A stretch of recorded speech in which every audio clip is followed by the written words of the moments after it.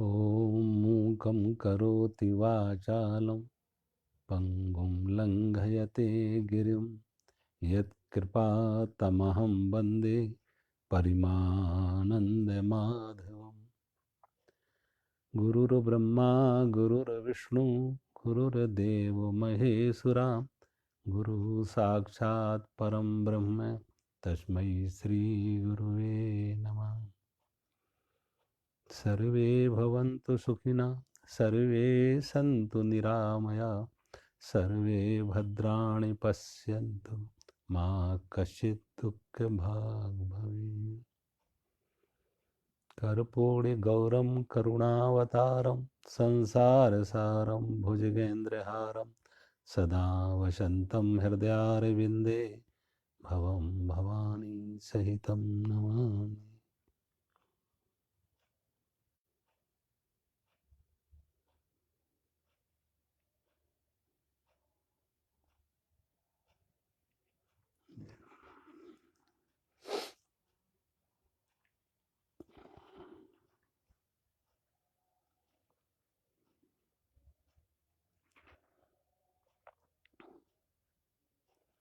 अध्याय 4 श्लोक नंबर 31।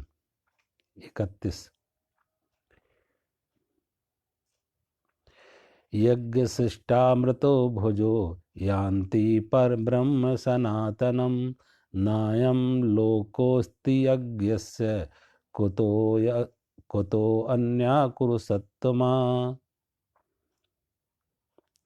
भगवान कहते, हे कुरुश्रेष्ठ अर्जुन, यज्ञ से बचे हुए अमृत का अनुभव करने वाले, यज्ञ से बचे हुए अमृत का अनुभव करने वाले ज्ञानी जन, योगी जन सनातन परब्रह्म परमात्मा को प्राप्त होते हैं। यज्ञ न करने वाले पुरुष के लिए तो यह मनुष्य लोक भी सुखदायक नहीं है, फिर परलोक कैसे सुखदायक हो सकता है। यज्ञ शिष्टामृत भुजा, यज्ञ से बचे हुए अमृत।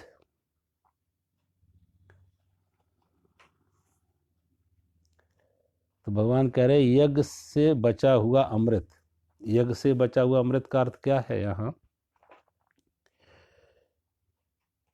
कि यज्ञ, कोई कर्म यज्ञ तब बनता है जब उस कर्म के पीछे कोई मांग नहीं है, कोई फलाकांक्षा नहीं है। कोई भी कर्म, शरीर मन बुद्धि इंद्रियों से कोई भी कर्म हो, लेकिन जब उस कर्म के साथ कोई हमारी आसक्ति नहीं है, कामना नहीं है, मांग नहीं है, चाह नहीं है, फल की कोई मांग नहीं है, फलासक्ति नहीं है, तो भगवान कहते ऐसा कर्म जो है वो योग यज्ञ बन जाता। वो निष्काम कर्म, जैसे भगवान पहले निष्काम कर्मयोग कह रहे थे, अब उसी को भगवान यहाँ कह रहे हैं वो यज्ञ बन जाता है। कामना मुक्त कर्म, फलाकांक्षा से मुक्त कर्म यज्ञ बन जाता है। और अब जो यज्ञ की भावना से जो हमने कर्म किए हैं, तो अब कर्म के साथ फल आएगा। अब जो भी है, क्योंकि मांग नहीं है। अगर कर्म को हमने पूजा बना लिया, कर्म पूजा है, वर्क इज वर्शिप, कर्म पूजा है, तो उस कर्म से फल तो आएगा। अब जो फल आएगा वो प्रसाद है। खेत में बीज डाला है, अब जैसा भी डाला है वो फल भी तो आएगा। जो बीज डाले हैं वो वृक्ष बनेंगे, वो फल आएंगे। तो हर कर्म के साथ फल आता है, स्वाभाविक है, वो तो जुड़ा हुआ है। लेकिन चूंक फल की आकांक्षा नहीं की, मांग नहीं की, चाह ना की, कर्म किए सिर्फ लोक कल्याण के लिए, परमार्थ के लिए, लोक संग्रह के लिए, सेवा के लिए, तो यज्ञ हुआ। अब उससे जो फल आएगा उसे हम प्रसाद समझ के स्वीकार करते हैं। तो जो प्रसाद है उसी को भगवान कहते हैं वो यज्ञ से बचा हुआ अमृत है। वो यज्ञ से बचा हुआ, यज्ञ शिष्टा अमृत भुजा, जो यज्ञ से बचा हुआ अमृत, यज्ञ से बचा हुआ अमृत जो प्रसाद के रूप में जिसे हमने स्वीकार किया, जो फल आया अब वो फल नहीं है, यज्ञ से बचा हुआ अमृत है। अब यहाँ अमृत जोड़ने की क्या जरूरत थी। यानी भगवान कहना चाहते हैं कि जितने सकाम कर्म हैं, वो जितने भी सकाम कर्म हैं, सभी सकाम कर्म दुख के कारण, अशांति के कारण है, भय का कारण है। कामना होगी तो दुख होगा, अशांति होगी, तनाव होगा, भय होगा।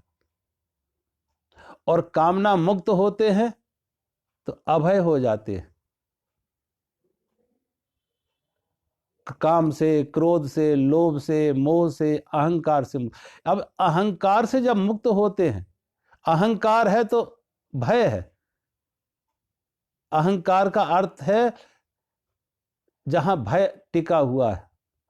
और जब अहंकार से मुक्त होते हैं, मैं नहीं तू, स्वयं का विसर्जन परमात्मा में, अहंकार का विसर्जन परमात्मा में, बूंद का सागर हो जाना। बूंद अपनी अस्मिता को मिटा दे, अपनी सीमाओं को तोड़ दे, विराट के साथ, परमात्मा के साथ एक हो जाए, तो अब उसे मिटने का भी डर कहाँ, वो अमर हो गई। बूंद जब तक रहेगी तो मिटेगी, डरेगी, लेकिन जब बूंद बूंद ना रही, सागर हो गई, तो वो अभय हो गई, वो अमर हो गई। क्योंकि अब वो विराट हो गई, अब वो असीम के साथ जुड़ गई।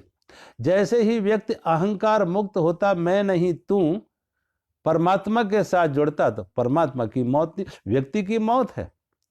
और जब तक शरीर के साथ तादात्म्य में है तो शरीर की मौत है। और जब मैं शरीर नहीं हूं, मन बुद्धि इंद्रियाएं नहीं हूं, चेतन हूं, तो चेतना की कोई मौत नहीं, आत्मा की कोई मौत नहीं, तो अमर। तो भगवान कहते हैं ऐसा व्यक्ति, उसे जो फल मिलता है वो अमर फल मिलता है। क्योंकि उसमें फिर कोई भय नहीं है, छूटने छिनने का कोई डर नहीं है, और उसमें कोई दुख नहीं है, कोई क्लेश नहीं है, कोई अशांति नहीं है, कोई आसक्ति नहीं है।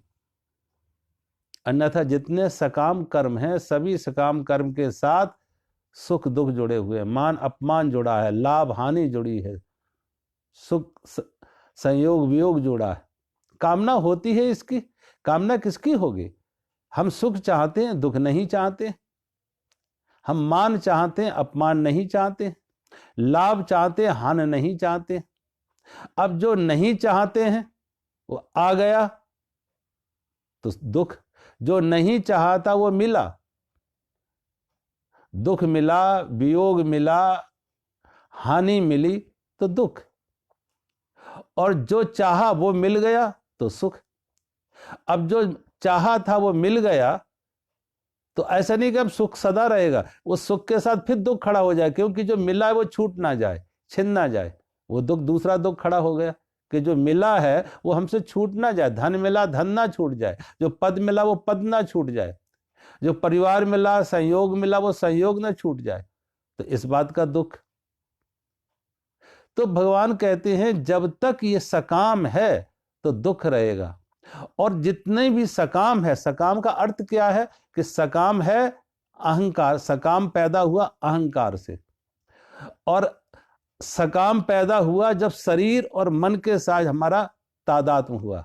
मैं शरीर हूं तो कामना शरीर से जुड़ी हो सकती, शरीर की कोई जरूरतें हो सकती हैं, मन का कोई मान सम्मान हो सकता है, शरीर के कोई संबंध हो सकते हैं। तो जितनी भी सकाम कर्म हैं वो शरीर मन इंद्रियों के साथ जुड़ा है। और जब तक शरीर मन इंद्रियों के साथ हमारा तादात्म्य है, अहम भाव है कि मैं ये हूं, मैं शरीर हूं, बुद्धि इंद्रियाएं हूं, ये मैं हूं, तो मौत का भय रहेगा। तो वो अमर कैसे हो सकता? क्योंकि सकाम से जो मिलेगा उसमें मरण धर्मा होगा, मृत्यु का भय होगा, छूटने छिनने का भय होगा। और जो निष्काम से, जब निष्काम हुआ, कामना मुक्त हुआ, तो परमात्मा से जुड़ा। कामना ही तो रुकावट थी आत्मज्ञान में। आत्मज्ञान में जो रुकावट थी, वो अवरोध था, वो कामना थी। कामना हटी, इसलिए तो भगवान गीता के जब दूसरे अध्याय में कह रहे थे, भगवान ने पहले ही कहा कामना हटे तो आत्मा से मिलाप हो जाता, जोड़ हो जाता। प्रजिहाति यदा कामान सर्वान पार्थ मनोगतान। स्थित प्रज्ञ के लक्षणों में भगवान ने सबसे पहले यही बात कहा कि कामना का त्याग। प्रजिहाति यदा कामान सर्वान पार्थ मनोगतान, अपनी मन की संपूर्ण कामनाओं का त्याग करो। अच्छा ठीक है, मन की संपूर्ण कामनाओं का त्याग करने से फिर क्या मिलेगा? तो भगवान कहते हैं कामनाएं जो बहिर्मुखी बाहर दौड़ा रही थी, कामना हटी तो दौड़ अंदर की तरफ मुड़ गए, अंतर की तरफ मुड़ गए, आत्मज्ञान की तरफ मुड़ गए। और जब कामना हटी तो बाहर अंदर की तरफ मुड़े, आत्मन्येव आत्मा, तो अपनी आत्मा से जुड़ गए। और अपनी आत्मा से जुड़े तो आत्म तृप्ति वहां है, नित्य तृप्ति वहां है, आत्म संतोष वहां है। आत्मन्येव आत्मना तुष्टा, भगवान कहते हैं अपनी आत्मा में उसे संतुष्टि मिली, अपनी आत्मा में उसे तृप्ति मिली जो बाहर नहीं थी। और बाहर जो थी कामनाएं थी वो सब मरण धर्मा थी, लेकिन जब अमर आत्मा से जुड़ा तो आत्मा की मौत नहीं है। जो आत्म शांति मिली, आत्म तृप्ति मिली, आत्म संतुष्टि मिली, वो ऐसी मिली जो छूटेगी नहीं, कभी छिनेगी नहीं। अब उसका भय नहीं कि आत्म शांति हमारी आज है कल छूट जाएगी, आत्म तृप्ति आज है कल छूट जाएगी, छूटने का कोई भय नहीं। व्यक्ति वस्तु से सुख मिला होता, सुविधा मिली होती, तृप्ति मिली होती, वो छूट जाती, छिन जाती, लेकिन ये किसी व्यक्ति वस्तु से नहीं मिली है, अपनी निजता से मिली है, अपने अंतर से जुड़ी है, अंतर से जुड़े है, इसलिए इसके छूटने छिनने का भय नहीं। तो भगवान कहते हैं जो मन को शांति आई, तृप्ति आई, वो ऐसी है, वो अमर है, अमर है, वो अमृत है। तो कर्म करते हैं, कर्म के बाद जो भी मिला प्रसाद के रूप में, भगवान कहते हैं वो यज्ञ शिष्टा है, यज्ञ शिष्टा भुज अमृत, यज्ञ शिष्टा अमृत भुजा। वो कहते हैं, भगवान कहते हैं वो अमृत है, यज्ञ से बचे हुए अमृत का अनुभव। तो यज्ञ से बचा हुआ अमृत क्या है कि उस शुभ कर्म का, सदकर्म का जो फल है, जो फल है, और वो फल ऐसा है कि जिसमें दुख नहीं है, क्लेश नहीं है, अशांति नहीं है, भय नहीं है, और वो कभी छूटने छिनने वाला भी नहीं है, क्योंकि वो व्यक्ति कामना हटी, सकाम से निष्काम की तरफ आए, कामना हटी, निष्काम हुए, कामना मुक्त हुए, तो हमारा बहिर्मुखी मन अंतर्मुखी हो जाता, अंदर से जुड़ जाता, आत्मा से जुड़ जाता। और जब कामना हटी, आत्मा से जुड़े, तो जो सुख जो मिला प्राप्ति, वो अमृत मिला। क्योंकि जो सकाम होके जो मिल रहा था, वो जो मिलता वो नाशवान होता। जो भी मिलता, धन मिलेगा तो नाशवान, पद मिलेगा तो नाशवान, व्यक्ति मिलेंगे तो नाशवान, क्योंकि हर संयोग वियोग होगा, जो मिला वो नाशवान होगा। लेकिन जब संसार से विमुख हुए, संसार से हटे, अंतर्मुखी हुए, अपनी आत्मा से जुड़े, तो वहां अमृत मिला, क्योंकि वहां अब छूटने छिनने वाला नहीं है, वहां वियोग नहीं होगा, छूटेगा नहीं, छिनेगा नहीं, वहां कोई भय नहीं है, वो अमृत तत्व की प्राप्ति हुई, वो जो मिला है वो अमृत मिला। आगे भगवान कह दे वो सनातन ब्रह्म को, परमात्मा ब्रह्म को प्राप्त हो जाता है। अब वो जब अपनी आत्मा से जुड़े, जब आत्मा से जुड़े तो परमात्मा से जुड़े, क्योंकि यहां आत्मा और परमात्मा अब दो नहीं है। आत्मा से जुड़े तो परमात्मा से जुड़े। बूंद ने ये समझ लिया कि मैं H2O हूं, हाइड्रोजन ऑक्सीजन हूं, तो वो असीम हो गई, क्योंकि सारा सागर उसी से बना। सोने के आभूषण ने यह समझ लिया कि मैं आभूषण नहीं, मैं सोना हूं। सोने के आभूषण ने कान का ईयर रिंग हो, कान के कुंडल हो, हाथ के कंगन हो, गले की चैन हो, अगर ये समझ लिया कि मैं ये आभूषण नहीं, नाम मात्र, नाम रूप नहीं हूं, एक रूप हुआ, एक नाम हो गया, तो नाम रूप नहीं, इससे अलग मैं तो सोना हूं। तो अब चाहे जितने नाम रूप बदल दो, वो सोना तो अब विराट के साथ जुड़ गया। सभी रूपों में वही है, सोना ही है।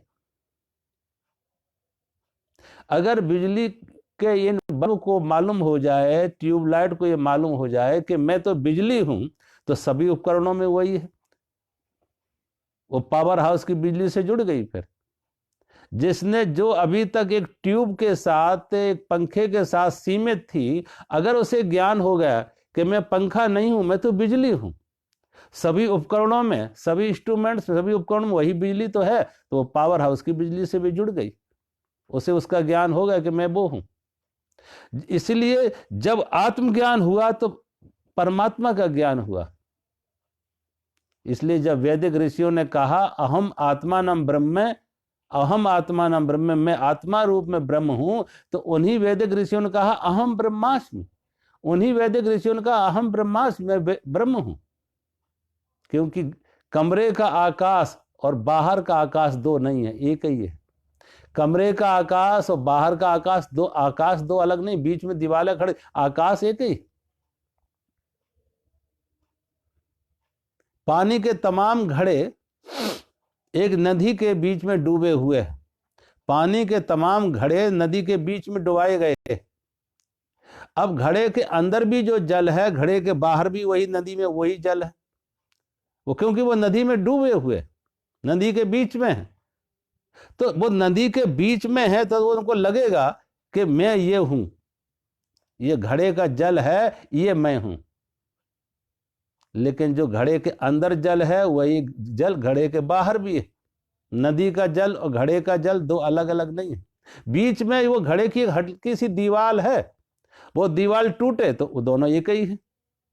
और अगर दीवार नहीं भी टूटी है, दीवार है भी, तो भी वो समझ रहा है, घड़े का जल समझ रहा है कि जो बाहर का जल है वही अंदर का जल है, दोनों एक ही।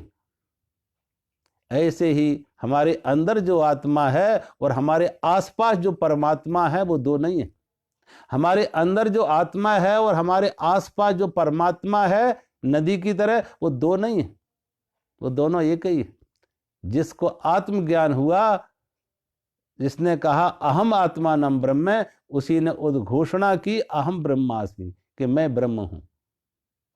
तो भगवान कहते हैं ऐसे व्यक्ति को सनातन परम ब्रह्म परमात्मा प्राप्त हो जाते हैं, ज्ञान हो जाता, क्योंकि दो है ही नहीं, एक ही है दोनों। अंदर झांका तो आत्मा दिखी, और आंख खोल के बाहर देखा तो परमात्मा दिखा। आंख बंद की तो अंदर आत्मा दिखी, और आंख खोली तो बाहर परमात्मा दिखा। भगवान बुद्ध ने आत्मा ना कह के भगवान बुद्ध ने उसे शून्य कहा। भगवान के बुद्ध कहते ने अंतर में आंख बंद करके देखा तो शून्य, और शंकर ने उसे आंख खोल के देखा, शंकराचार्य ने तो कहा ब्रह्म। एक ने केंद्र पर देखा, एक ने परिधि पर देखा, अंतर इतना ही। आंख खोल के देखोगे तो परिधि दिखेगी, और आंख बंद करके देखोगे तो केंद्र दिखेगा। बुद्ध ने जैसे केंद्र पर देखा, शंकराचार्य ने उसे परिधि पर देखा। शंकर की बोली में ब्रह्म शब्द आया, तो बुद्ध की बोली में शून्य शब्द आया। अब दोनों अलग नहीं है, दोनों एक ही चीज है। शून्य और ब्रह्म दो अलग चीजें नहीं है, दोनों एक ही चीज है। विस्तार में देखोगे तो वो ब्रह्म है, और अपने अंतर में झांकोगे तो शून्य मिलेगा। इसलिए तो वेदों में उसे कहा नेति नेति, खोजते जाओ खोजते जाओ, नेति नेति, ये नहीं ये नहीं, एक प्याज के छिलके की तरह उतारते जाओ। अब सभी छिलके उतारते, अंत में क्या मिला? कुछ मिलता है? छिलके ही छिलके होते हैं। एक छिलका उतार दो, उसके अंदर दूसरा छिलका, दूसरा उतार दो, उसके अंदर तीसरा छिलका, वो उतार दो, अंत में छिलके ही छिलके मिलेंगे। नेति नेति, वेद ने कहा ये नहीं ये नहीं। अंत में क्या है ये वेद नहीं कह सके, ये वेदों में नहीं कहा गया कि क्या है। नेति नेति का अर्थ है ये नहीं ये नहीं ये नहीं, नेति नेति, निकार करते गए, ये नहीं, ना इति ना इति, लेकिन अंत में क्या है ये वेद नहीं बता पाए। तो इसलिए बुद्ध ने कहा जब सब छिलके छिलके हटा दो, अंत में क्या मिलता? कुछ नहीं मिलता, वो शून्य। तो बुद्ध ने उसे शून्य कहा। भगवान शंकराचार्य ने उसको ब्रह्म कहा, कि बाहर झांकोगे जो शून्य है वही ब्रह्म है।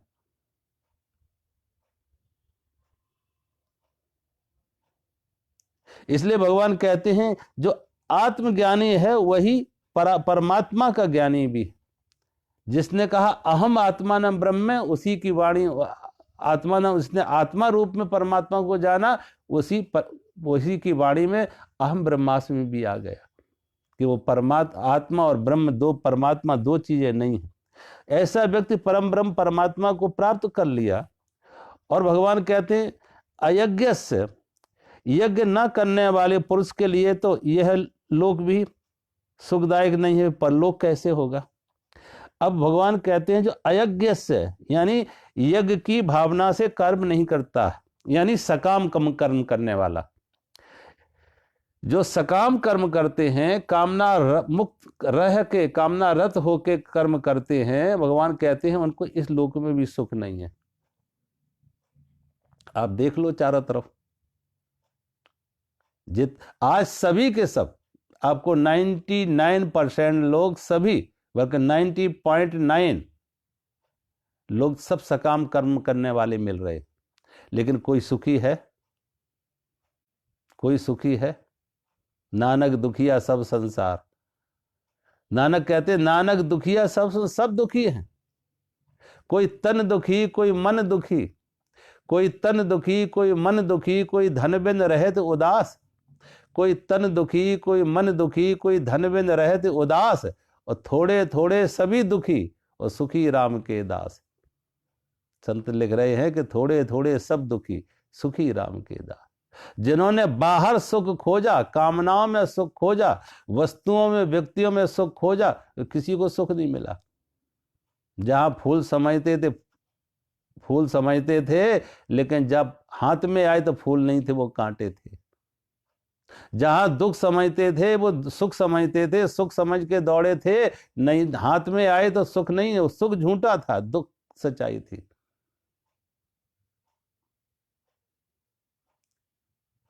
जैसे वो दत्तात्रेय जी के 24 गुरुओं में दत्तात्रेय जी ने मछली को गुरु माना। मछली को क्यों गुरु माना? मछली को पकड़ने वाले मछुआरे क्या करते हैं कि वो कांटे पर आटा लगा देते, और कांटे पे आटा लगा के कांटे को फेंकते हैं नदी में, सरोवर में, जल में, कहीं जहां मछलियां होती हैं। अब उस आटे को देख के सैकड़ों मछलियां दौड़ती हैं उस आटे को खाने के लिए, उस आटे को पाने के लिए सैकड़ों मछलियां दौड़ती हैं। लेकिन किसी एक के मुंह में जो आया, किसी ने एक के मुंह में जो आया, हजारों दौड़ी थी, सब तो कहेगी कि मैं हार गई, मैं नहीं पा सकी, मेरी हार हुई। लेकिन जिसे मिला वो आटा, उससे पूछो, जिसे मिला वो आटा, उससे पूछो क्या मिला, सुख मिला या दुख मिला। वो कांटे में फंस गई। आटा तो झूठा था, कांटा उसकी सच्चाई थी। दुख के कांटे पर सुख का आटा लगाया हुआ था, बस दुख के कांटे पर सुख का आटा, क्योंकि कांटा सीधा फेंकते तो कोई मछली नहीं आएगी। इसलिए मछुआरे समझदार हैं कि दुख के कांटे पर सुख का आटा लगा देते हैं। इसलिए भगवान कहते हैं कि इस माया ने भी कुछ ऐसा ही खेल खेला है कि दुख के कांटे पर सुख का आटा लगा दिया, लेकिन वो तभी तक सुख दिखते हैं जब तक हाथ में नहीं आते। हाथ में आए तो सुख नहीं, दुख थे। सुख झूठा था, दुख उसकी सच्चाई थी। उस सुख के प्रलोभन में दुख के कांटे में फंस गए, सुख के प्रलोभन में, सुख के लालच में दुख के कांटे में फंस गए। जो पूछो, किसी धनवान से पूछो कि धन पाके किसी ने कहा मैं तृप्त हुआ, अब कुछ हमें नहीं चाहिए, मैं संतुष्ट हूं, शांत हूं, सुखी हूं। पद पाके कोई सुख हुआ, शांत हुआ, स्वस्थ हुआ, तृप्त हुआ? एक भी उदाहरण है? बल्कि उल्टा मिलेगा, जितना ज्यादा धन उतना ज्यादा दुख। जितना ज्यादा, जैसे जैसे धन बढ़ रहा है वैसे वैसे दुख बढ़ रहे हैं, अशांति बढ़ रही है, तनाव बढ़ रहा है, भय बढ़ रहा है, लोभ बढ़ रहा है, अहंकार बढ़ रहा, सारे की सारी बीमारियां बढ़ रही हैं। ये इलाज किया था बीमारी से मुक्त होने के लिए, इलाज किया था बीमारी से मुक्त होने के लिए, लेकिन इलाज चल रहा है और बीमारियां बढ़ रही हैं, क्योंकि इलाज झूठे। ये दौड़ दौड़ी थी लक्ष्य तक पहुंचने के लिए, मुकाम पर पहुंचने के लिए, लेकिन दौड़ तेजी से दौड़ रहे हैं, लेकिन मुकाम से दूर होते जा रहे, अपने लक्ष्य से दूर होते जा रहे। दौड़ तो खूब तेजी से दौड़ रहे, रात दिन दौड़ रहे, लेकिन अपने लक्ष्य से दूर होते जा रहे, मुकाम से दूर होते जा रहे। क्यों? क्योंकि रास्ता गलत ले लिया, रास्ता गलत ले लिया।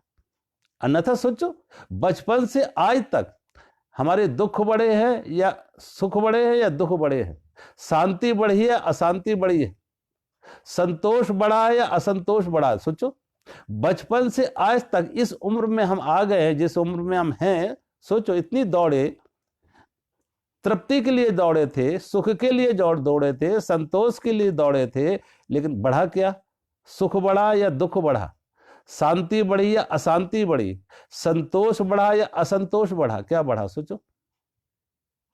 और अगर बचपन में जो हमारे पास शांति थी, जो सुख था, जो संतोष था, आज है वो क्या हमारे पास?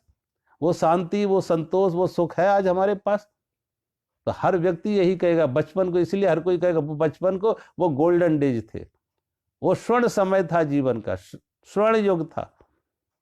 अगर वो स्वर्ण युग था, लेकिन हम और सोचे थे कि स्वर्ण के बाद, सोने के बाद कोई हीरे का युग आएगा, लेकिन वो हीरे का युग तो नहीं आया, और बुरा हुआ, दुख और बढ़े, अशांति और बढ़ी, तनाव और बढ़ा, संताप और बढ़ी, पीड़ा और बढ़ी, फिर क्या पाया?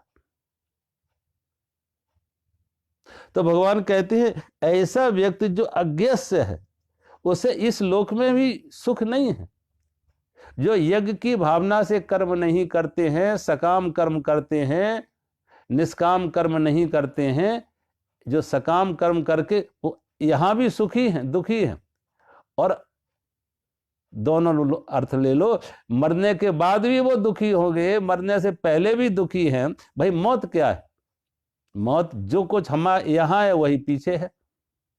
हम सुखी होके मरते हैं तो अगले जन्म में सुखी होके फिर होते हैं। रोते रोते आए थे तो रोते रोते जाते हैं। इसलिए आदमी देखो मरते समय रोते रोते मरता है, तो रोते रोते ही जन्म होता उसका, रोते रोते उसकी मौत होती, रोते रोते ही जन्म होता। इसलिए तो जरस्टू के बारे में कहते हैं कि वो हंसते हुए पैदा हुए। जन्म के समय सब हंसते हैं, रोते हैं, लेकिन वो हंसते हुए, जन्म के साथ पहली क्रिया हुई वो हंसे। और जरस्तु जब बड़े हो जाते हैं, जोरस्टर, तो पारसियों के धर्मगुरु, पारसियों के पैगंबर, तो उनसे पूछा कि आपके बारे में कहा जाता है कि आप हंसते हुए जन्म लिए, ऐसा क्यों? प्रायः तो सभी बच्चे जन्म के समय रोते हैं, आप क्यों हंसे? तो जोरस्टर ने यही बात कहा, जरस्तु ने यही बात कहा, क्योंकि मैं हंसते हंसते मरा था, मैं मरा भी था तो हंसते हंसते मरा था, इसलिए हंसते हंसते जन्म हुआ। और हंसते हंसते कौन मरता है? हंसते हंसते वही मरते हैं जिन्होंने मौत नहीं मानी है, कि मौत नहीं, मरने नहीं जा रहा, वस्त्र बदल रहा है। हंसते हंसते वही मरते हैं जिनको मालूम है कि मैं कुछ खोने नहीं जा रहा, मैं पाने जा रहा। क्षुद्र छूटेगा, विराट पाएंगे, बूंद मिटेगी, सागर का स्वाद मिलेगा, असीम होंगे। और जो छूटने जा रहा है वो तो कितनी बार मर चुका है। सोचो 60-70 साल की उम्र में कितनी बार हम मर चुके। किशोर अवस्था मरी, बाद शिशु अवस्था मरी, किशोर अवस्था पैदा हुई, इस किशोर अवस्था मरी, जवानी पैदा हुई, जवानी मरी, बुढ़ापा, कितनी बार मर चुके। और जो मैं हूं, शरीर बहुत बार मर चुका, और जो मैं हूं उसकी मौत नहीं।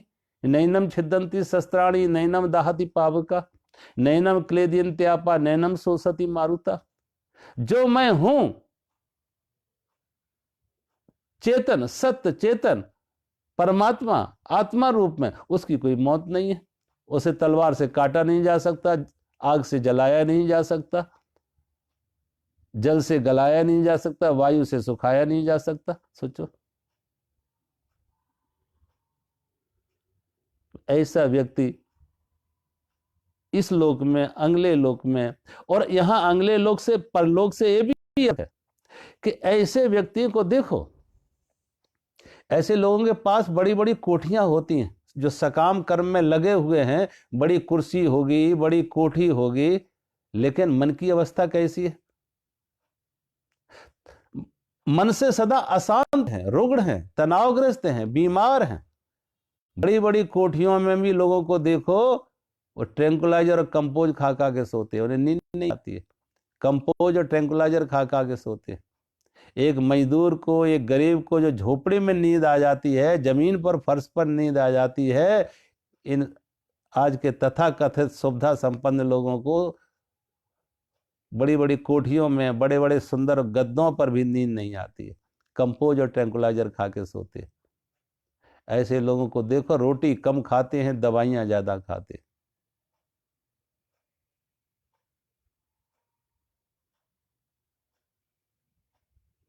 एक बार मैं पंजाब में किसी व्यक्ति ने मुझे अपने घर भोजन पे आमंत्रित किया। जब मैं भोजन पे उसके घर गया तो उस व्यक्ति ने पहले मुझे अपनी पूरी कोठी दिखाई। बड़ी सुंदर कोठी बना रखी थी। शायद है उस शहर में पहली ही कोठी ऐसी होगी जिसकी किसी की हो, इतनी बड़ी कोठी, इतनी साजो सामान, इतनी सुंदर सजावट। उस व्यक्ति ने अपनी कोठी दिखाई। बड़ी सी कार थी उसके पास, मर्सिडीज, वो दिखाई। चारों तरफ दिखाने के बाद उसके बाद वो व्यक्ति मेरे पास बैठा, मेरे साथ भोजन पर। अब जो मेरे साथ जब भोजन पर बैठा, हम दोनों एक टेबल पर, डाइनिंग टेबल पर बैठे, तो उसकी पत्नी एक थाली में भोजन लगा के आती, पहली थाली लाके मेरे सामने रख दी। अब मेरी थाली में जो भोजन है उसमें 2-3 सब्जियां भी हैं, कुछ मीठा भी है। उसके बाद दूसरी थाली वो लेके आई तो अपने पति के सामने रख दी। अब दूसरी थाली जो पति के सामने रख दी, उसके थाली में कुछ भी नहीं है, सिर्फ मूंग की दाल का पानी, दाल भी नहीं, उसमें पानी पानी, कोई सब्जी नहीं, कोई मीठा नहीं, और एक रोटी रूखी रख दी, एक सूखी रोटी जिस पे भी घी नहीं। मुझे तो बड़ी हैरानी हुई कि ये कैसा आदमी, इतना धनवान आदमी, इतनी बड़ी कोठी, इतने बड़ा कारखाना, इतना ज्यादा बैंक बैलेंस, इतना कुछ इसके पास, और इसका भोजन ये है कि सूखी रोटी और दाल नहीं, दाल का पानी। अब वो आदमी अपनी थाली पे नजर नहीं, वो मेरी थाली पे बार बार देख रहा है। मुझे खुद भी उसके सामने बैठ के भोजन करना मुश्किल लगा। मैं कैसे इसके सामने भोजन करूं? उसने एक रोटी जैसे तैसे खाई, दूसरी रोटी मांगी तो पत्नी ले आई। जब तीसरी रोटी उसने फिर मांगी तो पत्नी गुस्सा में बोली, डॉक्टर ने मना नहीं किया कि 2 से ज्यादा नहीं खाना। पत्नी गुस्सा में बोलती है, डॉक्टर ने मना किया 2 से ज्यादा नहीं खाना। और फिर एक मुट्ठी भर के उसने कैप्सूल, टैबलेट ला के थाली में रख दी कि अब जितनी भोजन की कमी रह गई है, इन गोलियों से पूरी कर लो, कैप्सूल खा खा के पूरी कर लो। अब सोचो, इस आदमी को सुख है ना शरीर को सुख है, और ना मन में कोई शांति है। शरीर को भी सुख नहीं है, मन को, शरीर भी बीमारी से ग्रस्त है, रोगग्रस्त है। शरीर बीमारी से ग्रस्त है और मन भी बीमार है, अशांत है, रुग्ण है, बीमार है। तो शरीर के स्तर पर भी बीमारी है और मन के स्तर पर भी बीमारी है। यह लोक में भी दुखी है और परलोक में भी, बाहर से भी दुखी और अंदर से भी दुखी, दोनों तरफ से दुखी है। और जो भगवान कहते हैं, जो बाहर से दुखी है वो अंदर से दुखी कैसे नहीं होगा? बहुत बार हो सकता यह है कि आदमी बाहर से सुखी तब हो जाए, अंदर से अगर सुखी हो जाए। जो अंदर से सुखी हो जाए तो बाहर से फिर दुख का कोई कारण नहीं। सारा दुख सुख का संबंध बाहर से कम है, अंदर से ज्यादा। बाहर की परिस्थितियां कम दुख का कारण, हमारी मना स्थिति दुख का कारण बड़ा है। हमारा मना स्थिति, हमारी अंतर्वस्था क्या है? हम शरीर के स्तर पर जी रहे हैं या चेतना के स्तर पर जी रहे हैं? हम सुख वस्तुओं में, व्यक्तियों में खोज रहे हैं या सुख अपने अंदर खोज रहे हैं? जिन्होंने अपने अंदर खोजा है वो शांत है, वो सुखी है।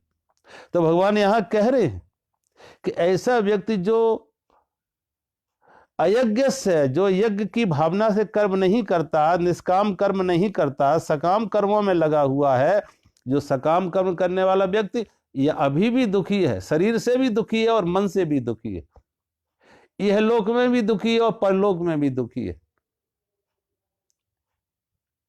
शरीर से भी वो सुखी नहीं है, मन का उसको नींद नहीं आ रही, भोजन कर नहीं सकता। सोचो, सामने स्वादिष्ट भोजन है लेकिन कर नहीं सकता, भोजन कर नहीं सकता है, अच्छी कोठी नींद आ नहीं सकती है, रोटी कम है, दवाइयां ज्यादा खा रहा है, कंपोज ट्रैंकुलाइजर खा खा के सो रहा है, तो उसके मन इतना अशांत है। तो भगवान कहते ऐसा व्यक्ति लोक और परलोक दोनों तरह से व्यक्ति सुखी कैसे होगा। अगले श्लोक में भगवान कहते हैं, एवं बहुविधा यज्ञा विदिता ब्राह्मणो मुखे कर्म जान विद्धितान सर्वान न एवं ज्ञात्वा विमोक्षसे।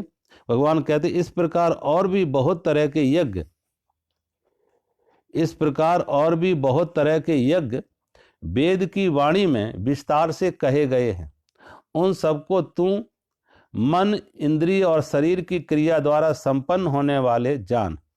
इस प्रकार तत्व से जानकर उनके अनुष्ठान द्वारा तुम कर्म बंधन से सर्वथा मुक्त हो जाएगा। भगवान कहते ऐसे बहुत से वेद की वाणी में बहुत तरह के यज्ञ, अभी जो भगवान ने लगभग 12 यज्ञ ऐसे गिनाए हैं कि 12 प्रकार के यज्ञ जो भगवान ने गिनाए हैं ये, और भगवान कहते हैं ऐसे बहुत और भी हैं जो वेद की वाणी में विस्तार से कहे गए, वेद की वाणी में विस्तार से कहे गए। अब पहले तो ये देखो, वेद की वाणी, वेद की वाणी क्या है? वेद की वाणी में विस्तार से कहे गए हैं, और ऐसे बहुत से यज्ञ, वो यज्ञ की फिर वही यज्ञ को बार बार बताने की जरूरत नहीं, यज्ञ का वही अर्थ है कि निष्काम कर्म, कामना मुक्त कर्म, फल की आकांक्षा से रहित कर्म, लोक कल्याण की भावना से किए जाने वाले कर्म। तो भगवान कहते हैं ये जो यज्ञ है, ऐसे कर्म है, निष्काम कर्मयोग है जो वेद में कहे गए हैं, जिससे कर्म के माध्यम से व्यक्ति कैसे परमात्मा को प्राप्त करे, आत्मज्ञान को कैसे प्राप्त करे। क्योंकि कामना रुकावट है, कामना से मुक्त होता तो अंतर्मुखी हो जाता, अपनी चेतना से जुड़ता, कामना रुकावट है। तो इसलिए भगवान कहते कर्म का विरोध नहीं है, कामना का विरोध है। कर्म रुकावट नहीं है, कर्म अवरोध नहीं है, कामना अवरोध है, कामना बाधा खड़ी करती है, कामना रुकावट है। तो कामना से मुक्त कर्म। तो भगवान कहते हैं जो कामना के मुक्त कर्म करके व्यक्ति वही स्थिति प्राप्त कर लेता है जैसे एक तत्वज्ञानी, आत्मज्ञानी दूसरे ज्ञान के मार्ग से जिसने पाया, सांख्य के मार्ग से पाया। तो भगवान कहते इस प्रकार के जो वेदों में, वेद की वाणी में विस्तार से कहे गए। अब वेद की वाणी, वेद कोई शास्त्र नहीं है, वेद का अर्थ है ज्ञान, वेद का अर्थ है ज्ञान। और वेदों को एक शब्द है, वेद में क्या है, वेद के बारे में कहते कि वेद अपौरुष है, अपौरुष है, यानी मनुष्य के द्वारा निर्मित नहीं है, मनुष्य के द्वारा निर्मित नहीं है।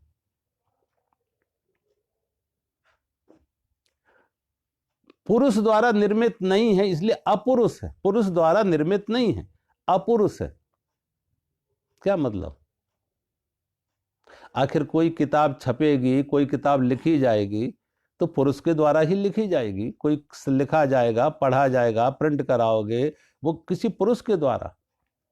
लेकिन जब व्यक्ति करते हुए भी अकर्ता हो जाए, अहंकार मुक्त हो जाए, अहंकार रिक्त हो जाए, अहंकार से शून्य हो जाए, और वो मात्र परमात्मा के अधरों की बांसुरी बन जाए, खाली और खोखला अंदर से हो जाए, अहंकार मुक्त, ममता मुक्त, निर्ममो निरहंकार, अहंकार और ममता से मुक्त हो जाए, वो खाली और खोखला बन जाए बांसुरी की तरह परमात्मा को उतरने के लिए। तो शब्द परमात्मा के होंगे, स्वर परमात्मा का होगा, संगीत परमात्मा का होगा। अब जो भी ऐसे आत्मज्ञानी हुए हैं, और जो भी ऐसे आत्मज्ञानी हुए हैं, उनमें जो भी उतरा वो परमात्मा की आवाज, वो परमात्मा का संगीत है, वो वेद है। कि वहां पे व्यक्ति बीच में नहीं आया, व्यक्ति बीच में नहीं आया,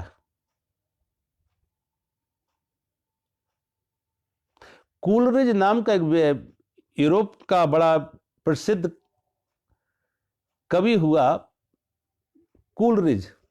कूलरिज ने लगभग 40,000 कविताएं लिखी और 40,000 कविताएं पूरी नहीं लिखी। एक भी कविता, 40,000 कविताओं में एक भी कविता पूरी नहीं की। सिर्फ उसके जीवन की 7 कविताएं ऐसी थी जिसको उसने पूरी किया। जीवन की 7 कविताएं ऐसी थी जिसको उसने पूरी किया। और दुनिया के कवियों में उसकी महाकवियों में गिनती होती है।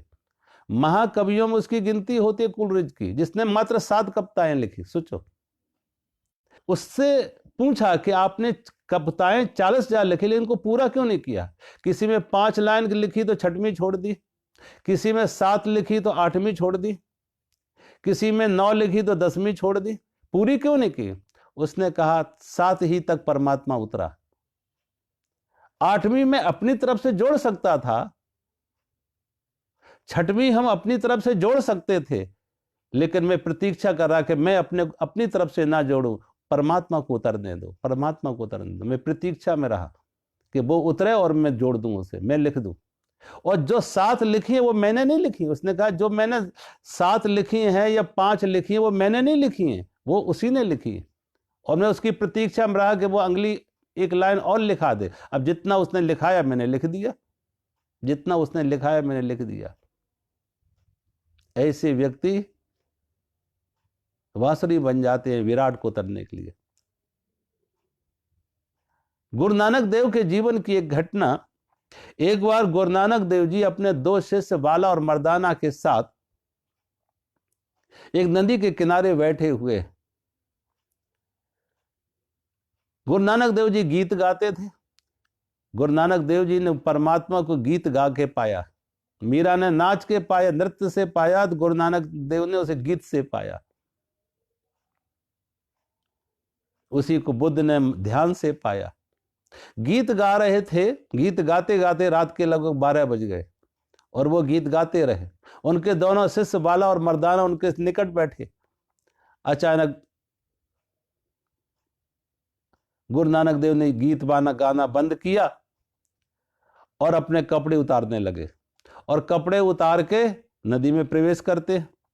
बाला मर्दाना को लगा शायद इनको स्नान करना है, वो उनके कपड़ों के पास बैठे हुए।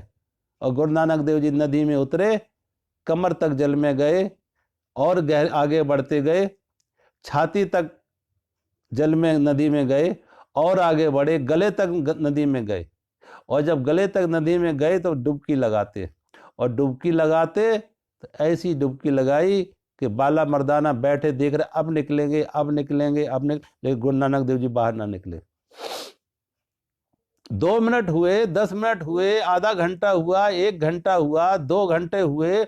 अब बाला मर्दाना तो बड़े चिल्लाने लगे, किनारे किनारे दौड़ रहे, नानक नानक नानक करके आवाजें लगा रहे, लेकिन गुरु नानक देव जी ना निकले। बाला मर्दाना ने ये खबर गांव में जाके की, क्योंकि नानक पूरे गांव के बड़े दुलारे थे, बड़े प्रिय थे सभी को, बड़े लाडले थे सभी के।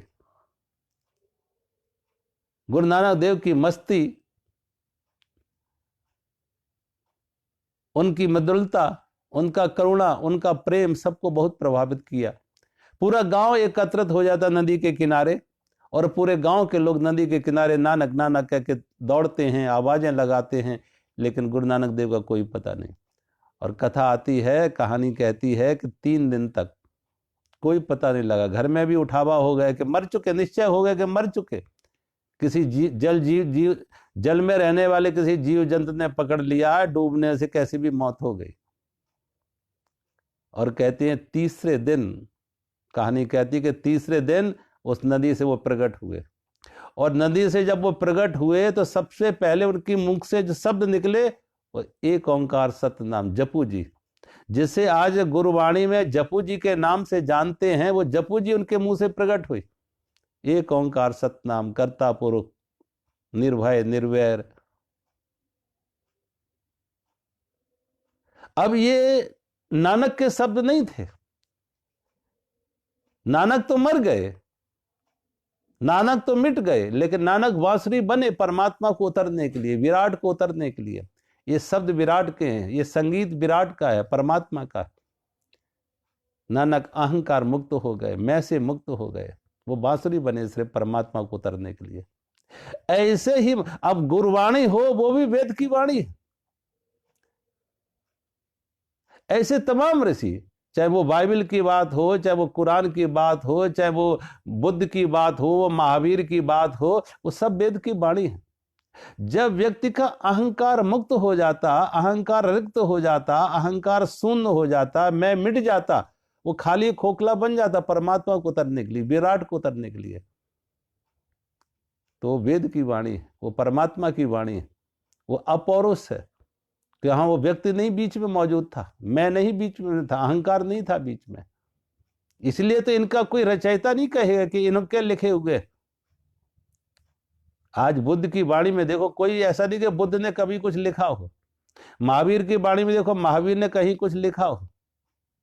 महावीर के नाम से एक किताब भी नहीं मिलेगी। एक आदमी आज 4, 6, 10 पन्नों की हल्की सी किताब लिख देता, अपना नाम पहले लिख देता।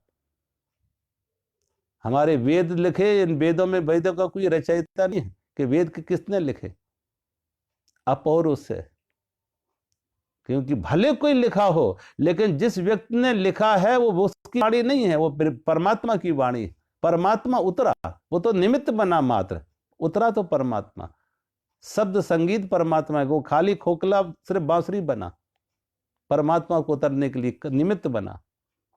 तो भगवान कहते हैं ऐसे भी जो ब्रह्म वेद की वाणी विस्तार से कही गई है पहले, उन सबको तुम मन, इंद्रिय और शरीर की क्रिया द्वारा संपन्न होने वाली जान।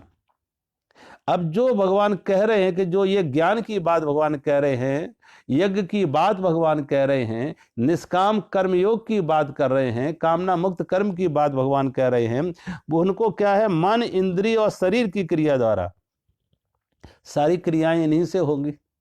जो भी क्रिया हम करते हैं, जो भी व्यवहार करते हैं, उसमें हमारी इंद्रियाएं होंगी, शरीर होगा, मन होगा।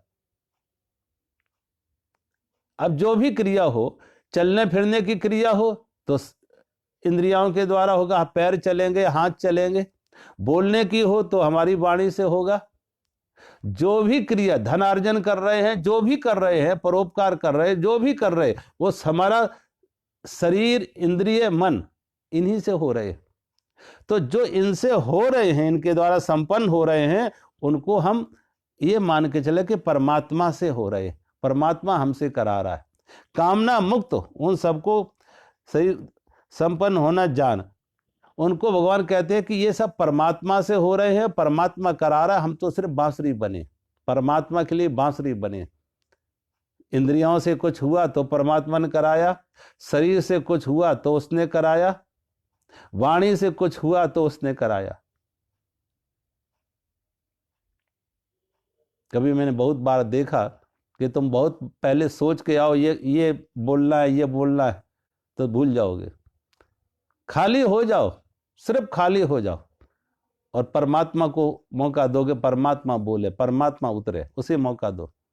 तुम सिर्फ खाली हो जाओ। ऐसी बहुत सी बातें जो पहले सोची भी नहीं थी तुम्हारे मन में आई। तो भगवान कहते हैं अपने शरीर, इंद्रिय, मन द्वारा परमात्मा को उतरने तुम बांसुरी बनो, कामना मुक्त हो जाओ, अहंकार शून्य हो जाओ।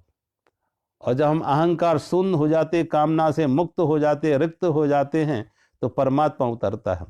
और जो इस प्रकार तत्व से जानकर, जो इस प्रकार से तत्व से जान लेता है, तत्व से जानने का अर्थ वही है कि कामना मुक्त कर्म और परमात्मा से जुड़ा हुआ। कामना मुक्त कर्म, जब कामना मुक्त होते हैं तो तत्व से जुड़ जाते हैं, आत्मा से जुड़ जाते हैं। तो जो इन्हें तत्व से जान लेता है, जो कामना मुक्त हो जाता है, उसका अनुष्ठान द्वारा वो कर्म बंधन से सर्वथा मुक्त हो जाता है। वो व्यक्ति कर्म बंधन से मुक्त हो जाता। क्यों? कर्म बंधन तभी तक था जब तक कर्म के साथ कामना थी। तो कर्म बंधन नहीं है, कामना बंधन है। कामना बंधन है, तो जब कामना है ही नहीं तो कर्म बंधन कैसे होगा? वो वैसे ही हमने कहा ना, वो रोस्टेड सीड की तरह है। भुंजे हुए चने होंगे, भुना हुआ कोई बीज होगा, देखने में बीज जैसा लगेगा लेकिन अंकुरण नहीं होगा, उससे वृक्ष नहीं बनेंगे। कामना बंधन तब बनती है, कामना दुख तब बनती है जब कर्म बंधन तब बनता है जब कर्म के साथ कामना हो। और कामना मुक्त कर्म है, कामना से रहित कर्म है, निष्काम कर्म है, तो वो तो परमात्मा से जोड़ने वाला है। इसलिए तो उसको निष्काम कर्म योग कहा। योग का अर्थ है परमात्मा से जुड़ा। कामना थी तो संसार से जुड़ा था, और कामना हटी तो परमात्मा से जुड़ गया। संसार से जुड़ा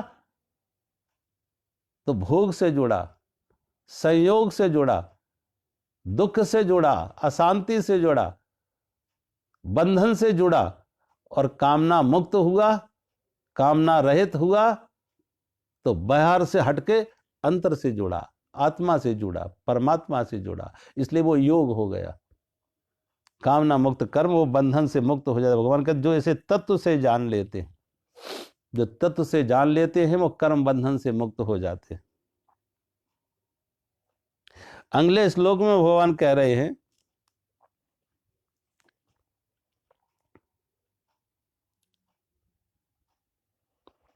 श्रेयान् द्रव्यमयात् यज्ञात् ज्ञान यज्ञा परम तपः सर्वं कर्मखिलम पार्थ ज्ञाने परिसमाप्यते।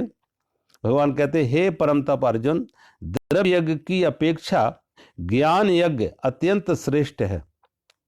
द्रव्य यज्ञ की अपेक्षा ज्ञान यज्ञ अत्यंत श्रेष्ठ है, तथा सभी संपूर्ण कर्म ज्ञान में समाप्त हो जाते हैं।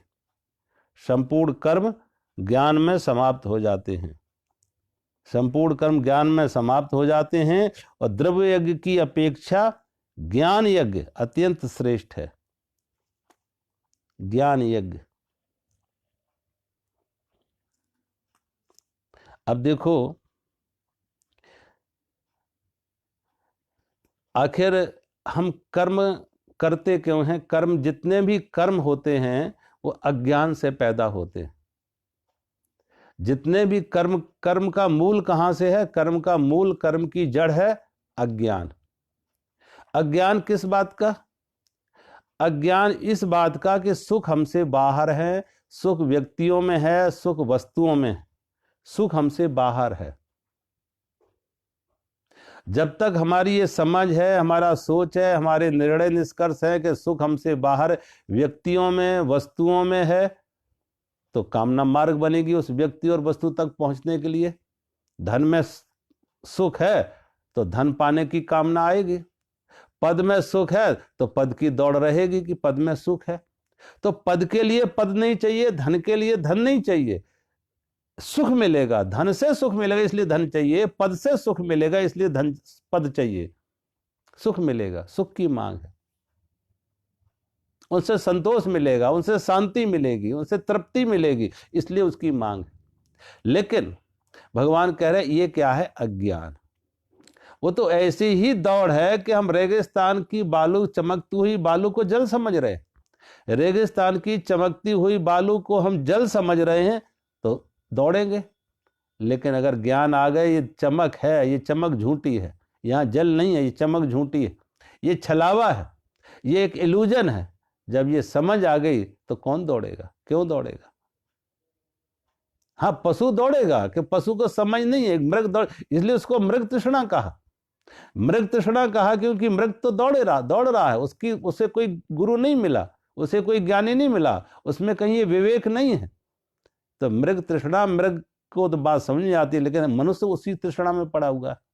अगर मनुष्य भी उस तृष्णा में पड़ा हुआ है तो मनुष्य और मृग में फर्क क्या है? सोचो। अगर मनुष्य भी उसी, अंतर कुछ नहीं है। जैसे मृग तृष्णा में, मृग अभी भी उसी रेगिस्तान में दौड़ रहा है, जल की भ्रांति में कि आगे जल मिलेगा, आगे जल मिलेगा, आगे जल, वो जल मिलता नहीं, प्यास बढ़ती जाती है, मौत हो जाती, वो जल मिलता नहीं, प्यास बुझती नहीं है। अगर मृग से वो भूल हो रही है और बार बार फिर भी उधर दौड़ रहा है, वही मनुष्य भी वही भूल हो रही कि मनुष्य भी वही तृष्णा में पड़ा है। हाँ, अब मनुष्य की तृष्णा दूसरी हो सकती, मनुष्य की तृष्णा धन की तरफ है, मनुष्य की तृष्णा पद की तरफ है। कोई मनुष्य अभी तक नहीं मिला जो कहे कि हमें धन से सुख नहीं मिलेगा, या मुझे ज्ञान आ गया, अनुभव आ गया कि धन से सुख नहीं मिलेगा, इसलिए धन की दौड़ से बाहर निकल गए, धन की दौड़ छोड़ दी। एक भी व्यक्ति है जो धन की दौड़ से मुक्त हो, एक भी व्यक्ति है जो पद की दौड़ से मुक्त हो, जो पद की दौड़ से मुक्त हो, एक भी व्यक्ति है? सभी। ये बात अलग है, कुछ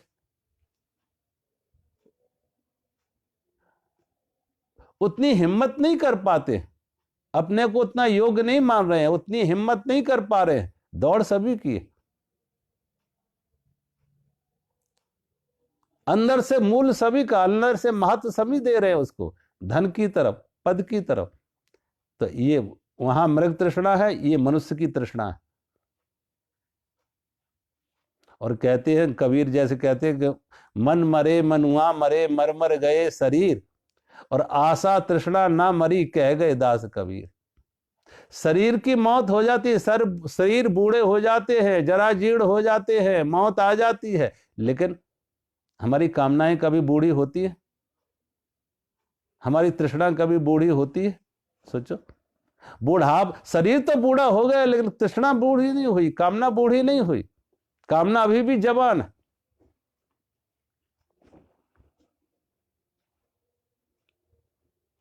तो भगवान कहते हैं ऐसा व्यक्ति अभी भी उधर ही दौड़ रहा है। तो कामना के कारण ही उसमें कामना पैदा हुई, क्योंकि सुख बाहर है, संतोष मिले, सुख मिलेगा, संतोष मिलेगा, तृप्ति मिलेगी, शांति मिलेगी, इसलिए उसकी दौड़ में है व्यक्ति। लेकिन जिस दिन उसे समझ आ जाए, कोई अनुभव आ जाए कि बाहर नहीं अपने अंदर है, ये भ्रांति बड़ा मुश्किल है जाना। आज कोई थोड़े से लोग तुम्हें मिलेंगे जो कहीं बाहर की खोज से हटे हैं, अंदर खोजने लगे, अन्यथा बड़ी भीड़। साधु समाज में भी आप देखो, ज्यादातर जो निकले थे सत आत्मा के लिए, लेकिन दौड़ अभी भी वही धन की, पद की। अधिक तुम देखो चारों तरफ वही सी दौड़ में, धन और पद की दौड़ में ही है सब। लाल कपड़े पहन के भी लोग चुनाव लड़के पार्लियामेंट में जा रहे, मिनिस्टर बन जाते।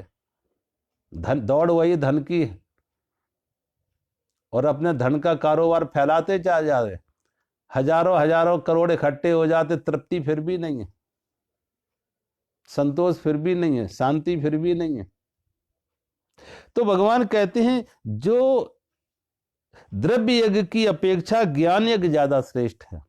अब ये कितना ही दौड़ लो संसार में, सकाम में, वस्तुओं में, व्यक्तियों में कितना ही दौड़ लो, तृप्ति नहीं मिलती है, तृप्ति नहीं मिलती है। इसलिए ये जो कामना पैदा हुई वो अज्ञान से पैदा हुई।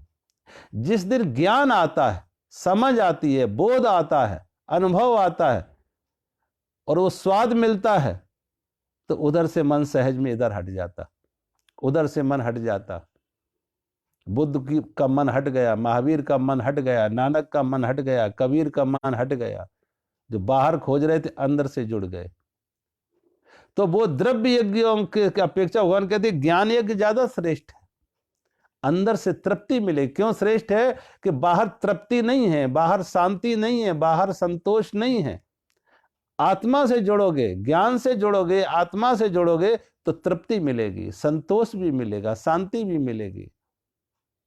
और जीवन का अंतिम मुकाम क्या है, अंतिम पड़ाव क्या है, जीवन का लक्ष्य क्या है? आत्म तृप्ति, आत्म संतुष्टि। जीवन का लक्ष्य तो यही है भाई। दौड़ के लिए दौड़ नहीं है, प्यास के लिए दौड़ है, प्यास के लिए दौड़ है कि प्यास, पानी मिलेगा, प्यास बुझेगी। तो जो अंतर की तरफ दौड़े हैं, आत्मा की तरफ, उनकी प्यास बुझ गई, उनकी प्यास बुझ गई।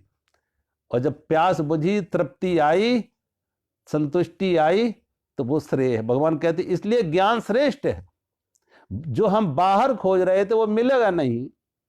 आपने किसी को, और कुछ भी, भगवान शंकराचार्य ने वो लिखा ना, कुरुते गंगा सागर गमनम व्रति परिपालन अथवा दानम, कुरुते गंगा सागर गमनम व्रति परिपालन अथवा दानम, ज्ञान विहीनम सर्वमतेन ज्ञान विहीनम सर्वमतेन मुक्ति भजति ना जन्म सतेन भज गोविंदम भज गोविंदम गोविंदम भज मूढ़ मते गोविंदम भज मूढ़ मते। भगवान कहते हैं भाई कुरुते गंगा सागर गमनम, कितनी तुमने गंगा सागर की यात्रा की है, कितनी तीर्थ यात्राएं की हैं।